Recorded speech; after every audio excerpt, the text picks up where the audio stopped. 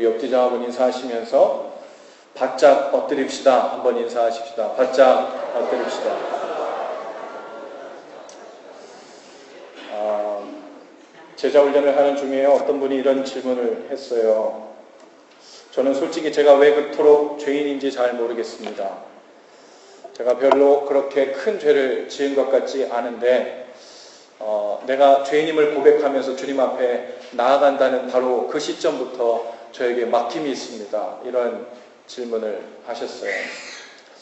누구라도 그런 생각을 합니다. 누구라도 우리가 주님께 나아올 때 바로 그 부분에서 내가 그렇게 악독한 사람 아닌데, 내가 감옥에 갈 만큼 큰 죄를 지은 사람이 아닌데 주님께서는 왜 십자가에서 나를 위해 물과 피를 다 쏟으시는 그런 희생을 치르셨을까?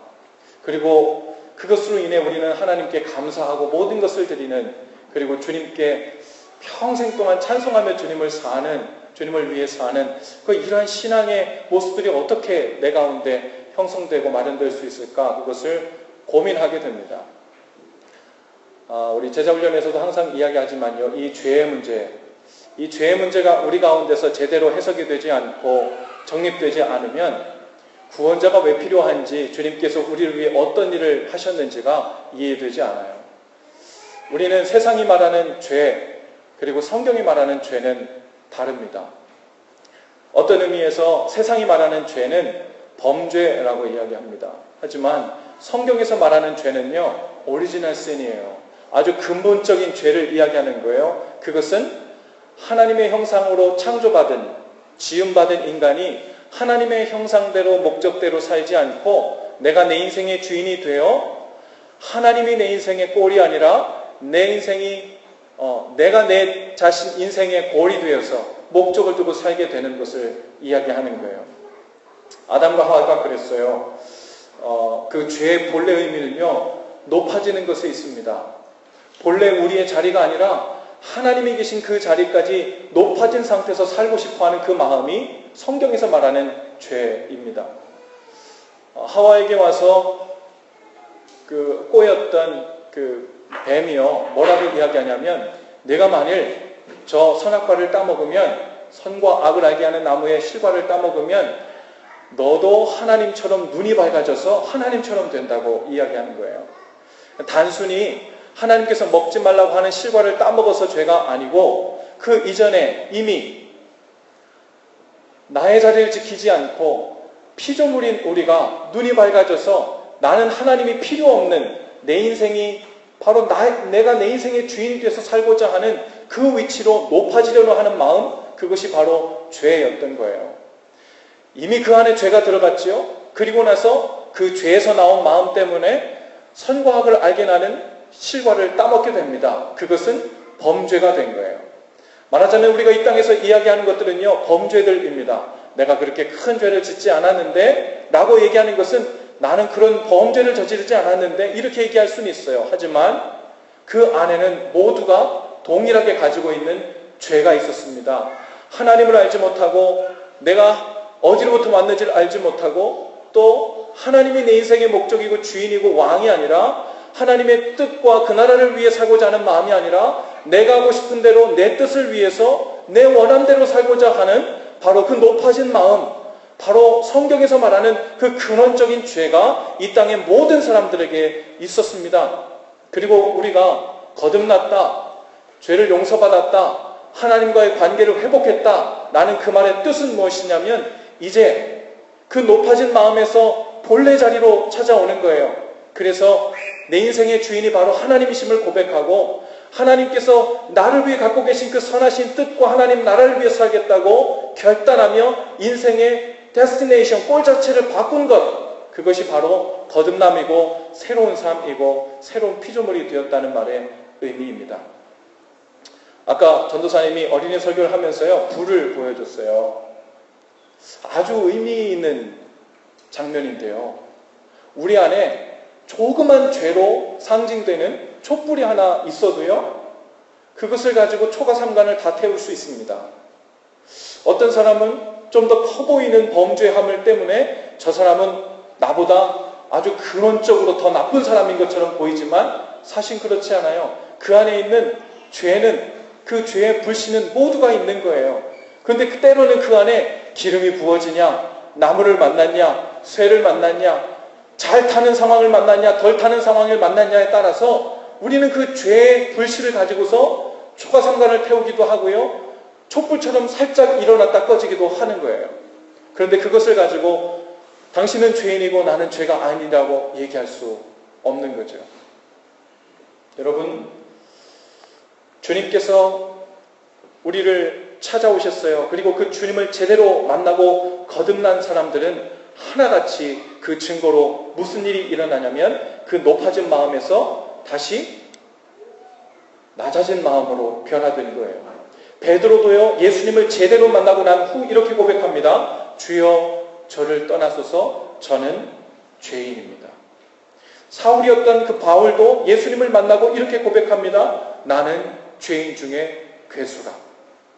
그 사람들도 판단하고 생각하는 수준이요, 예수님을 만나기 전이나 후나 똑같았을 텐데, 예수님을 만나기 이전에 본인들은 자기 자신을 바라보면서 그렇게 나쁜 사람이라고 생각하지 않았어요. 오히려 그 사울 같은 사람은요, 오히려 자신이 더 의인이라고 생각했다고요. 괜찮은 사람이라고 생각했다고요.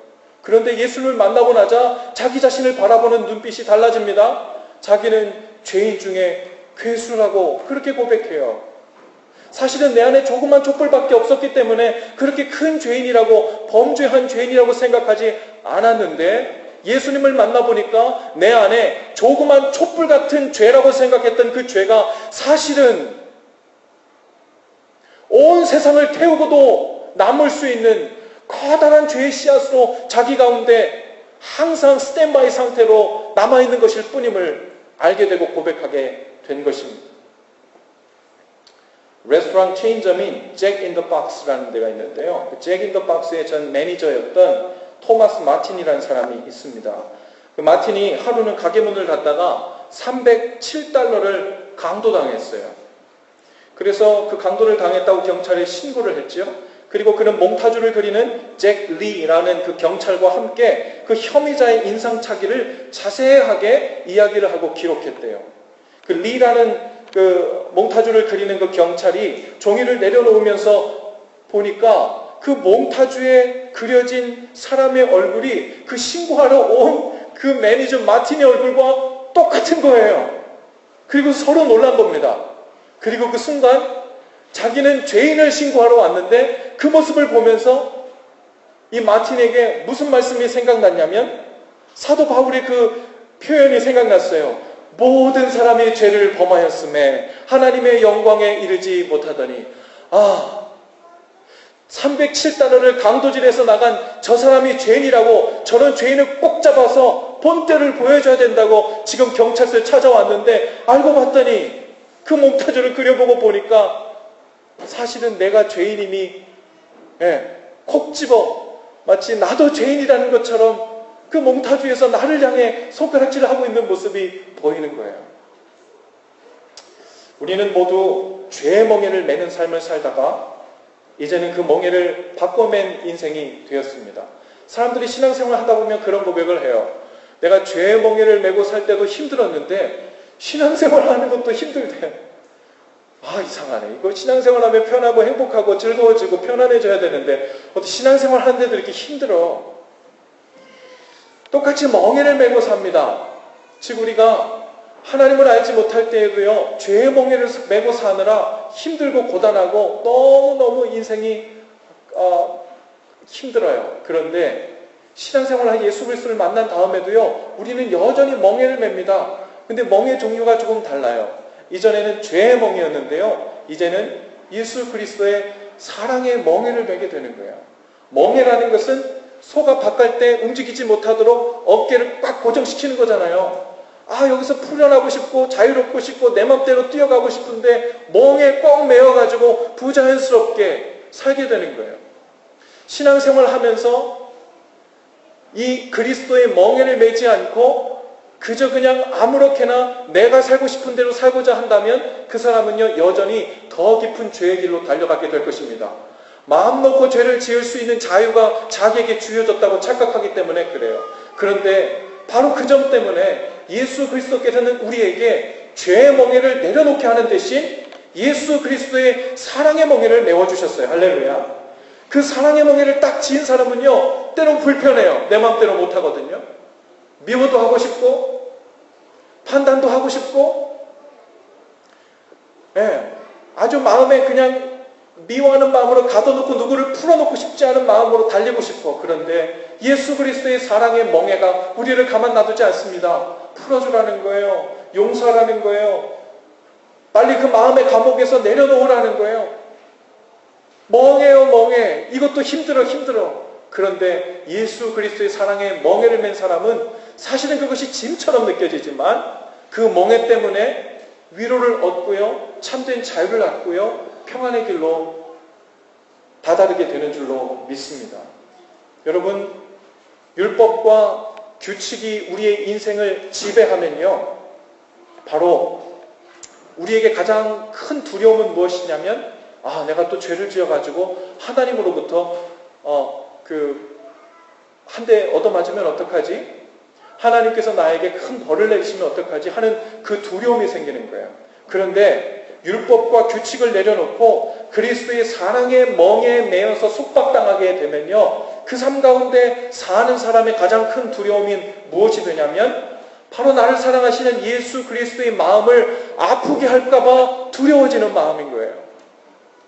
똑같은 멍에 같지만 사랑하는 하나님, 사랑하는 예수님, 사랑하는 사람들의 마음을 아프게 할까봐 멍에를 지는 것과 내가 죄를 지어서 벌을 받을까봐 두려워서 멍에를 지고 율법과 그 법의 속박당에 사는 것과는 천지 차이입니다. 하나님께서 우리에게 주신 이 예수 그리스도의 사랑의 멍에를 메고 좀 불편해 보이지만 그 불편한 멍에가 나의 죄성을 사로잡고 이리저리 뜀박질하지 못하도록 우리를 잡아주는 것, 그것은 불편함이 아니라 우리에게 은혜인 줄로 믿습니다. 할렐루야. 여러분, 그런 하나님을 마음 아프게 하는 일들을 우리가 수도 없이 행합니다.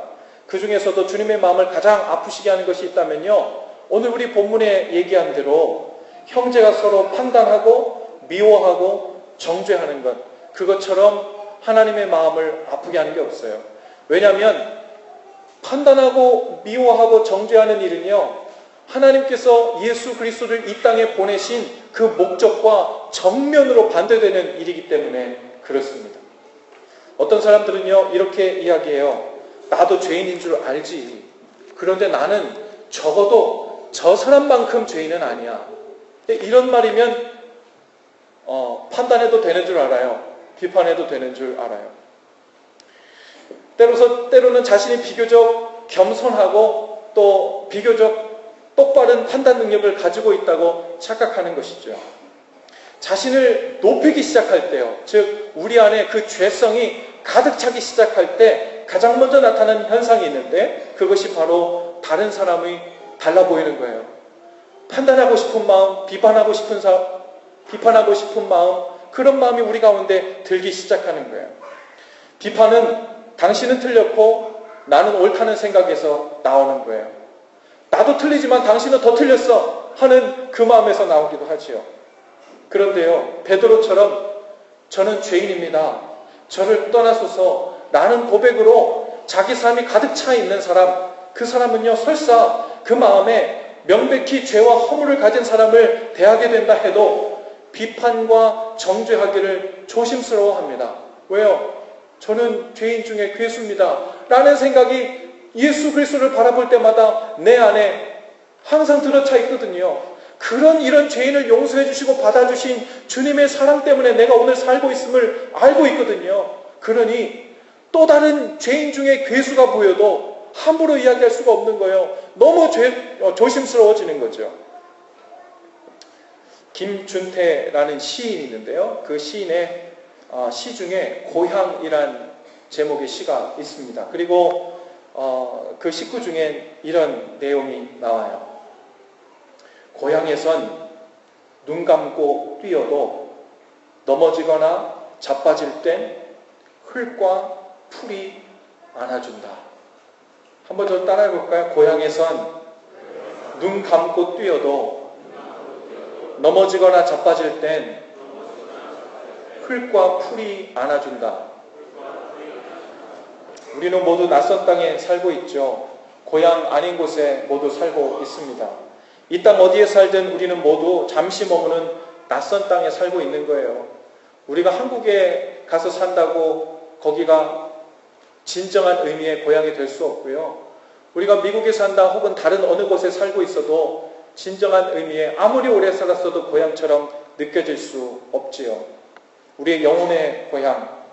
그래서 하나님께서는 이 땅 곳곳에 영적인 고향 같은 장소를 세워주셨는데요. 그곳이 바로 교회인 줄로 믿습니다. 할렐루야. 그곳에서 하나님의 품 같은 그 평안을 경험하도록 하나님께서 고향 같은 누구든지 받아주고 용납하고 고향의 풀과 흙처럼 용납하고 안아주는 바로 그 교회들을 세워 놓으신 거예요. 교회의 사명은요, 그래서 넘어진 사람들, 자빠진 사람들, 고향의 흙과 풀처럼 안아주는 일인 줄로 믿습니다. 넘어져도 괜찮고 자빠져도 괜찮다고 흙이 되고 풀이 되어서 받아주고 안아줄 때 비로소 교회다워지는 거죠. 사람은 다 넘어집니다. 다 자빠져요. 하루에도 수십 번씩 넘어지고 자빠집니다. 죄에 넘어지고요. 연약함 때문에 넘어집니다. 도덕적으로도 자빠지고 영적으로도 넘어질 수 있어요. 인생 자체가 넘어짐의 연속이고 자빠짐의 연속이지요. 그런데 교회 역할 중에 가장 큰 역할은 바로 엄마 품처럼 그 넘어지고 자빠진 사람들을 품어주는 곳인 줄로 믿습니다. 고향처럼 먼저 이해해주려고 손을 뻗치는 곳, 그곳이 바로 교회입니다. 교회에 왔는데 마치 낯선 정죄의 눈초리와 의심의 눈초리들이 먼저 보인다면 그곳은 하나님의 품이 못 되겠죠. 죄인들을 위해 생명을 내어주신 주님의 마음이 있는 곳이라 느껴질 수 없겠죠. 제자훈련을 하다 보니까 어떤 분들이 이런 고백을 해요. 예전에 신앙생활을 할 때 어떤 교회를 떠날 수밖에 없었던 경우가 있었는데 누가 봐도 자신의 모습이 너무 부족했대요. 그리고 너무 죄스러웠고 신앙생활도 제대로 하지 못했답니다. 교회를 나왔다 말다 하다 보니까 내가 이 교회 멤버인지 아닌지도 잘 구분이 안 가는 그런 신앙생활을 했대요. 그런데 자신도 모르게 그런 생활을 하다 보니까 자기 안에 죄책감도 들고요. 사람들이 날 어떻게 생각할까 그런 마음도 들었대요. 그런데 교회에서 가보니까요. 교회에서 함께 있는 그 사람들조차 계속해서 자신의 모습을 정죄하고 찔러대고 별로 마음에 들지 않는 눈초리로 바라보더랍니다. 그래서 자신은 더 이상 그곳에서 버텨낼 수가 없었대요. 누가 뭐라고 콕 집어가지고 얘기하진 않았지만 무언가 나들을 정죄하고 밀어내는 분위기 때문에 자기가 어쩔 수 없이 교회에 버텨낼 수가 없고 나오게 됐다는 거예요. 마치 가시나무 같은 거죠. 인생을 날아가다가 고단한 새들이 나뭇가지에 앉아 좀 쉬어가려고 왔는데 조금 움직일 때마다 사방에 난 그 정죄와 비판의 가시들이 자꾸만 그 새들을 찔러대는 거예요. 비판의 눈초리로, 선입관의 눈초리로, 정죄의 눈초리로 자꾸만 찔러대는 겁니다. 진정한 교회가 되지 못하는 거죠. 저도 목사로서 이런 부분을 가지고 하나님 앞에서 어떻게 감당해 나갈지를 늘 고민합니다. 그래서 두 가지 모습을 감당하려고 애써요. 하나는 설교에서 좀 불편하고 아프더라도 우리가 바르게 나아갈 방향이 어디고 어떤 모습인지를 분명하게 지속적으로 선포하는 일인 마땅하다 생각해요. 그러나 단을 내려오면 성도들 중에 어떤 분이 어디까지 혹은 어느 곳에 이르렀든지 있는 그대로 용납하고 격려하고 파이팅하고 기다려주고 또 있는 모습 그대로 격려하는 모습, 이 두 가지가 어떻게 보면 상충되는 일 같지만 이 두 가지를 진심 어리게 다 하는 일, 그 일이 주님께서 바라시고 기뻐하시는 일이라 믿습니다. 그것이 바로 예수님께서 하신 일이기 때문에 그래요. 예수님은 사람들에게 단호하게 회개할 것을 촉구하고 선포하셨어요. 하지만 실제 삶 속에서 죄인들과 세리들과 창녀들을 찾아가서는 죄를 먼저 언급하지 않으셨어요. 함께 우시고 다정하게 말을 걸어주시고 함께 식사하겠냐고 먼저 말을 걸어주시고요. 그들이 주님 앞에 나와서 저는 이 죄의 모습을 어떻게 할까요? 하고 나왔을 때 주님께서 그들에게 바른 방향성을 가르쳐주기 시작하셨죠. 우리 교회 말고 이웃교회, 우리 여러 목사님들과 함께 교제하다 보니까요, 이웃교회 목사님들이 서로 함께 교회 이야기를 하면서 웃은 이야기 혹은 의미 있는 이야기를 많이 듣게 되는데, 어느 교회에 이런 교인들이 많답니다. 이렇게 얘기한대요. 왜 저렇게 신앙도 모자란 사람에게 저런 사역을 맡겨놨나? 왜 저런 초신자로 대표기도도 시키고 특송도 시키나? 대표기도도 하고 특송을 해야 하는 수준을 도대체 누가 정하겠어요? 우리도 모두 한결같이 주님 앞에서는 모두 자격 없는 사람들인데 누가 이 앞에서 대표기도 할 사람, 자격 있는 사람 어디 있겠어요? 누가 특송할 자격이 있겠어요? 누가 감히 이 입술로 주님의 이름을 당당하게 부를 수 있는 사람이 누가 있겠어요? 모두 한결같이 주님 앞에서는 자격 없는 사람들인데 어떤 형제, 어떤 자매는 그 입에서 찬송 한마디 흘러나오는 것 자체가 기적인 형제, 자매가 있어요. 어떤 형제에게는 자신이 세례받고 성경 공부에 참여하고 있는 것 자체가 직장에서 이슈가 되고 기적으로 여겨지는 사람들이 있어요. 하나님께서 그분을 직접적으로 개인적으로 만나 어떤 속도로 변화시켜 가시고 무엇을 가르치고 계신지 우리는 아무도 알지 못해요. 그 앞에서 누가 수준을 운운하고 누가 비판하고 누가 그 수준을 정할 수 있겠습니까? 그래서 우리에게는요, 믿음이 필요합니다. 그죠? 주님께서 내 삶을 인도하고 계시고 나에게 좋은 것을 주실 것이라는 믿음, 그 믿음뿐 아니라 또 다른 종류의 믿음이 필요해요.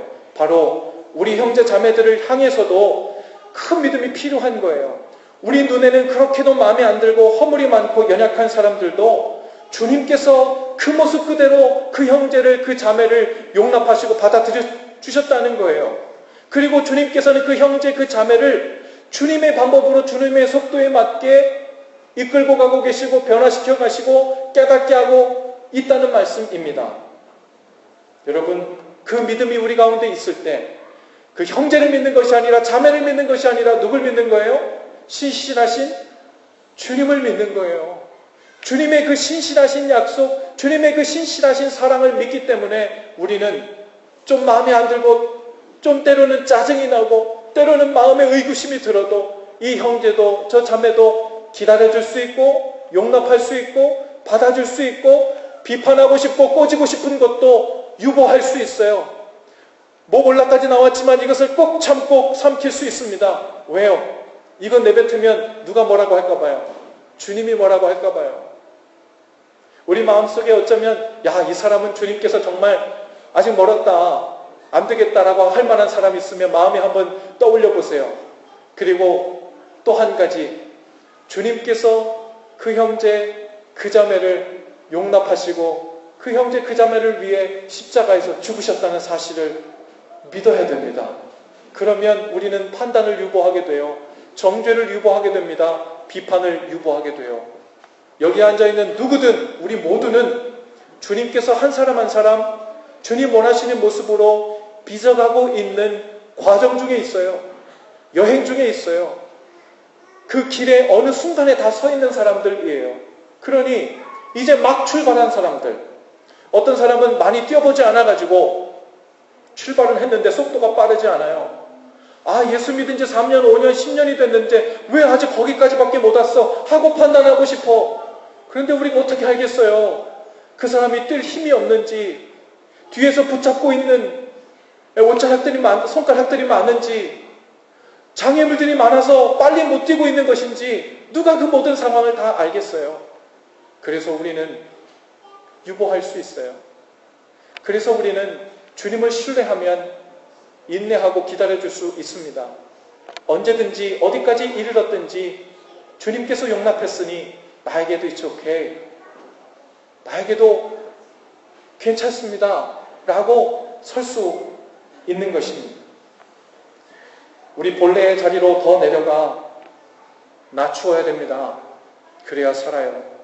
우리 가정에서도 교회에서도 더 낮추며 사십시다. 주님의 법을 가지고 여기저기 가져다가 되어보고 맞는지 안 맞는지 판단하는 자리에 서지 않고 함께 그 법을 즐겁게 준행하는 형제 자매들 다 될 수 있기를 바랍니다. 오늘 말씀 가운데 보니까요, 하나님이 우리한테 뭐라 그러세요? 너는 율법을 전하는 입법자가 아니야. 너는 이것이 죄인지 아닌지 판단하는 재판장이 아니야. 너는 누구냐면 하나님께서 정해주신 그 법을 준행하는 사람일 뿐이야. 너도 준행하는 사람, 저 사람도 준행하는 사람. 어디까지 얼만큼 그 법을 잘 준행하고 있는지 그것은 주님께서 판단할 일이고, 우린 끝에 가서 주님께 내가 준행을 잘했는지 못했는지 판단받으면 돼.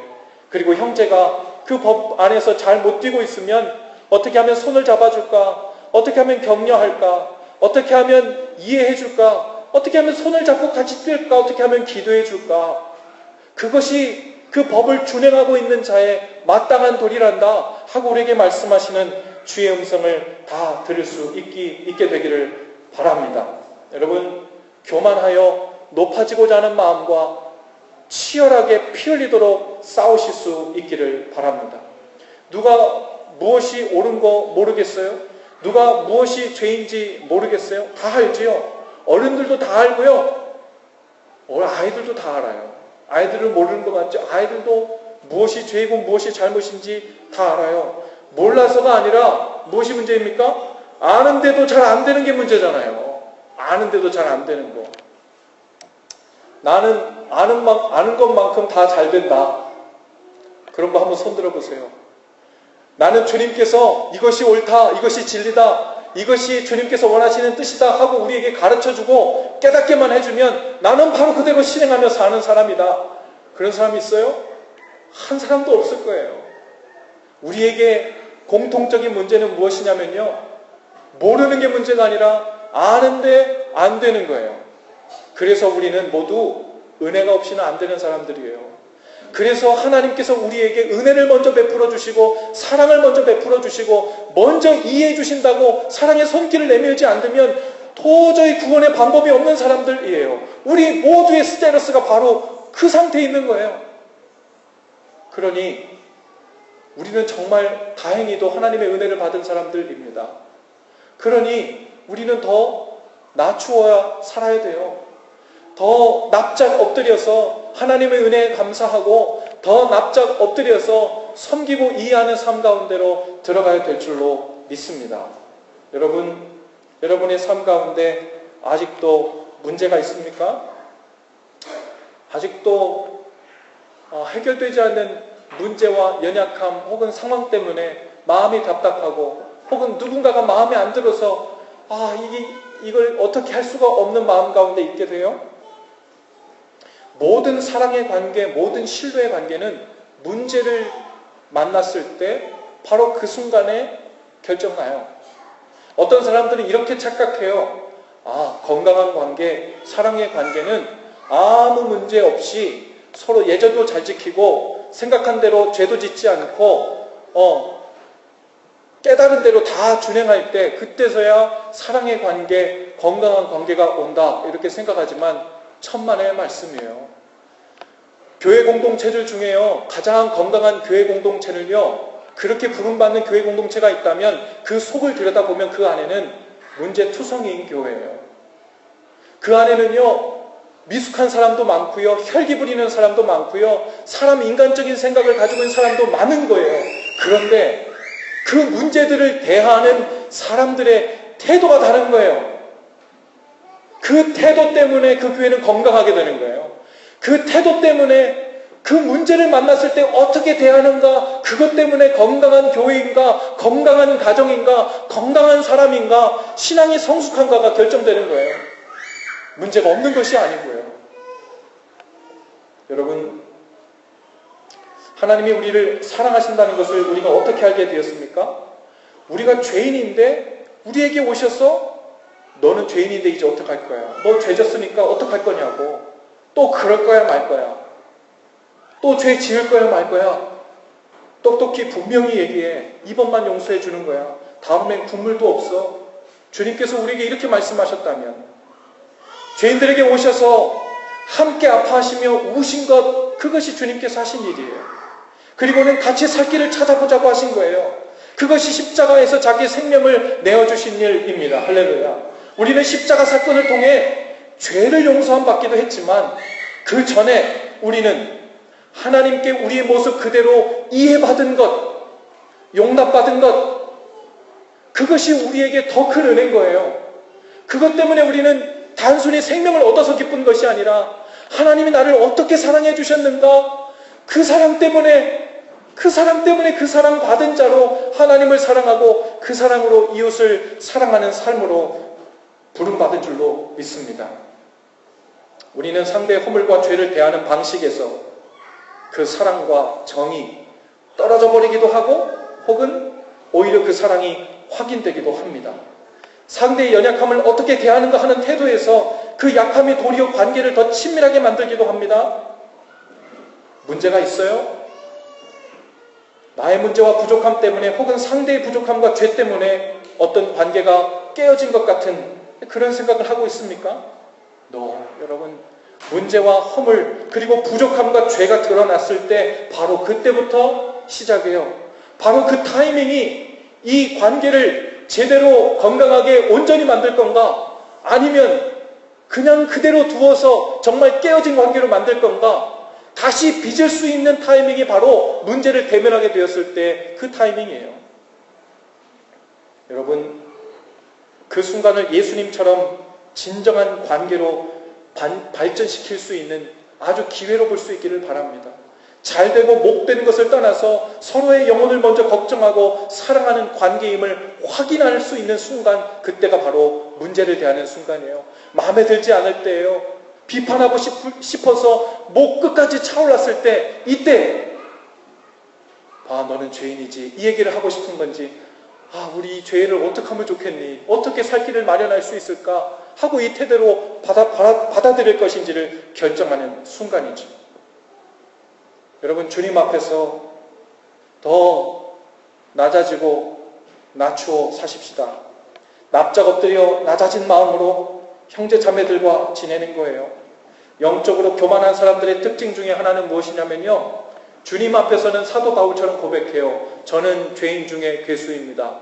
베드로처럼 고백해요. 저는 죄인입니다. 저를 떠나소서. 주님 앞에서는 기도할 때 그런다니까요. 그런데 형제 자매를 통해서 얼굴을 싹 돌리면 어떻게 돼요? 나는 적어도 당신보다는 의인이야, 이렇게 되는 거예요.